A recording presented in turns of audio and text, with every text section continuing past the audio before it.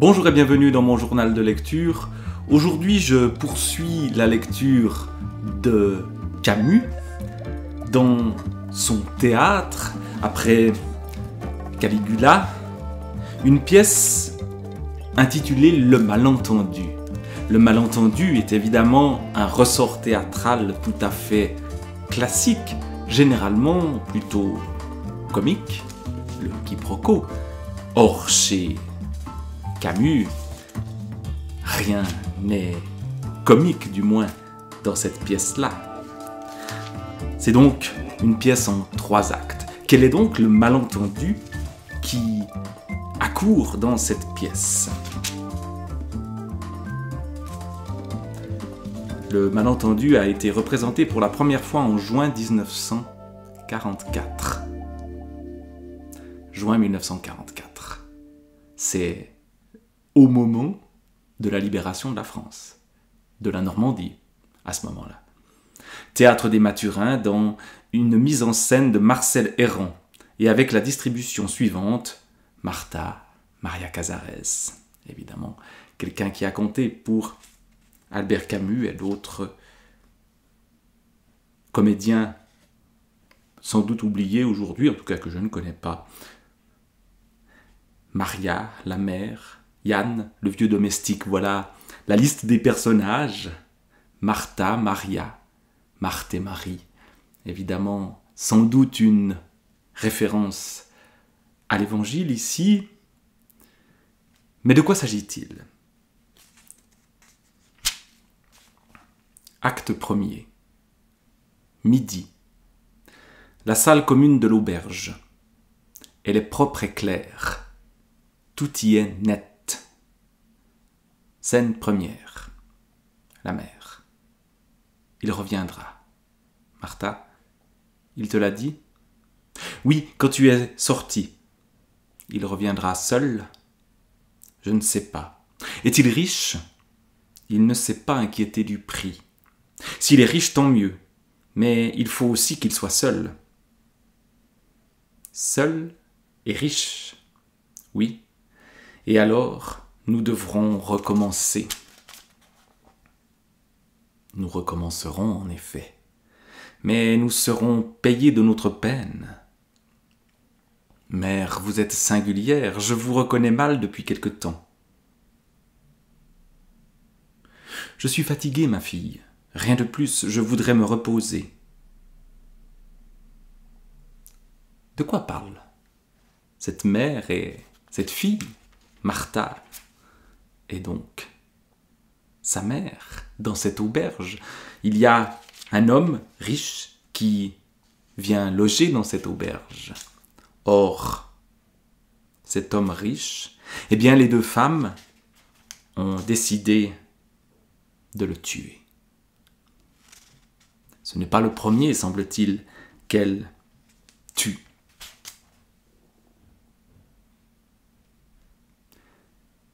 Scène 3. On a les personnages de Yann et de Maria. Tu m'as suivi, dit Yann. Maria. Pardonne-moi, je ne pouvais pas. Je partirai peut-être tout à l'heure, mais laisse-moi voir l'endroit où je te laisse.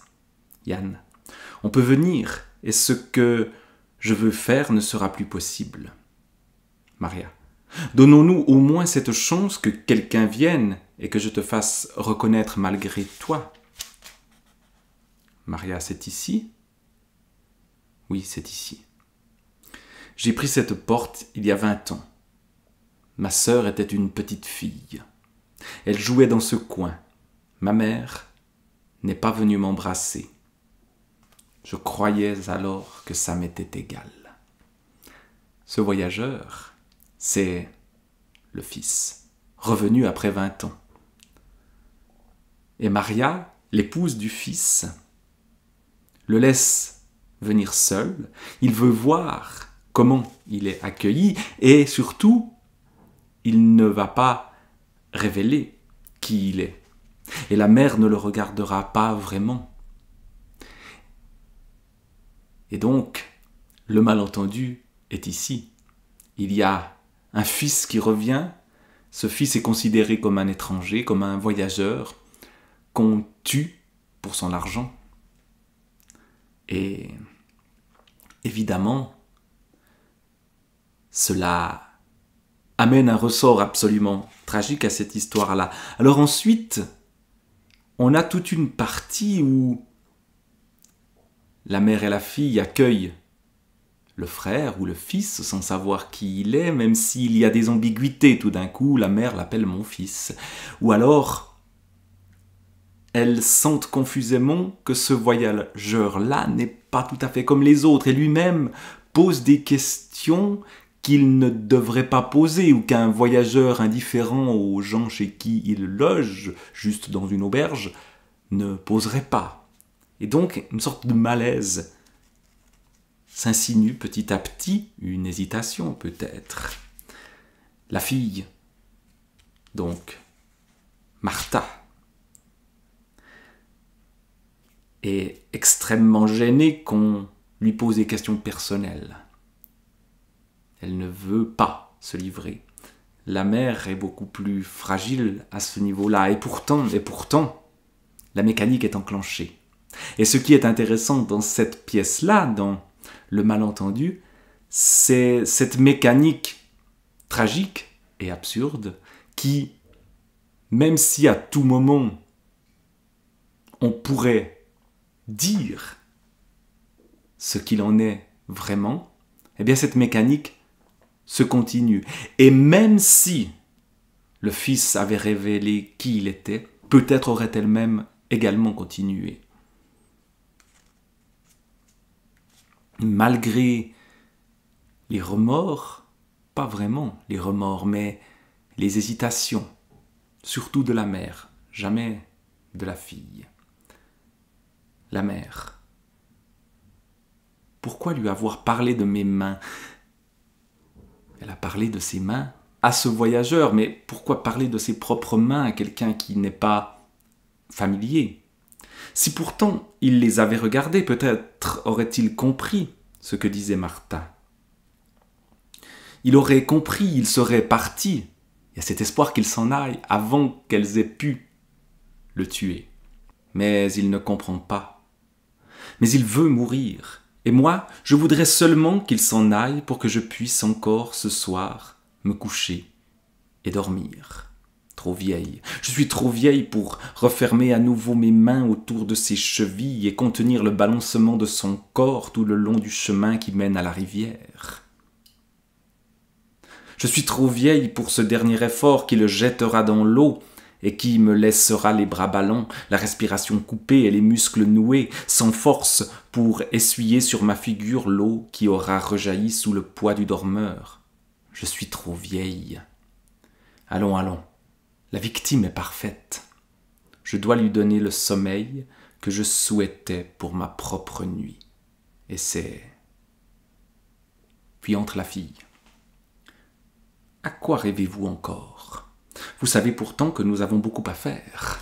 La fille est pragmatique. C'est Marthe. Et je crois, si mes souvenirs sont bons, que, précisément, la Marthe de l'Évangile est celle qui s'affaire, qui travaille, alors que Marie, elle, est celle qui aime et qui écoute.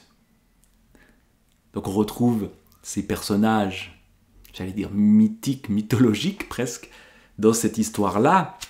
Comment cela se terminera-t-il ? Comme je l'ai dit, la mécanique ne peut pas être arrêtée.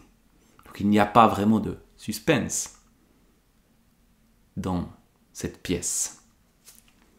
Mais comment réagiront les personnages à ce qu'il se passe, les personnages qui survivent, les femmes qui survivent ?